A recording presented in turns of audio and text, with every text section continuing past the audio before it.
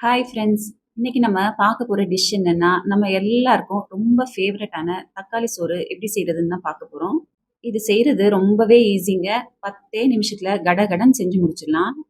இந்த தக்காளி சோற நல்ல டேஸ்டியா எப்படி செய்றதுன்னு பார்க்கலாமா? ஒரு கடாயில 4 டேபிள் ஸ்பூன் எண்ணெய் ஊத்திக்கோங்க.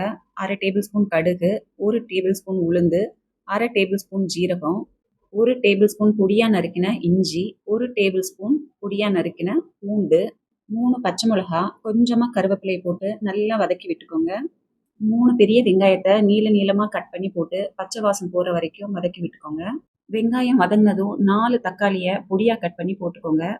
1 டேபிள் ஸ்பூன் உப்பையும் சேர்த்து தக்காளிய நல்லா வதக்கி விட்டுக்கோங்க.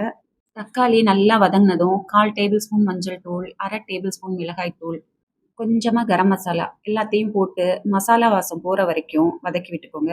கடைசியா புதினா கொத்தமல்லி தூவி அடுப்ப ஆஃப் பண்ணிருங்க. சூடான சோற கொஞ்ச நேரம் ஆற வச்சுக்கோங்க. சோறு கொஞ்சம் ஆறுனதும் இந்த மசாலால போட்டு நல்லா பிரட்டி விட்டுக்கோங்க. அவ்வளோதாங்க.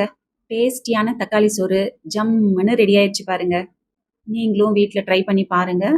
அப்படியே வீடியோக்கு ஒரு லைக் போட்டு மறக்காம டிஷ்ஷும் டிஷ்ஷும் குக்கிங் சேனலுக்கு சப்ஸ்கிரைப் பண்ணுங்க. Thank you.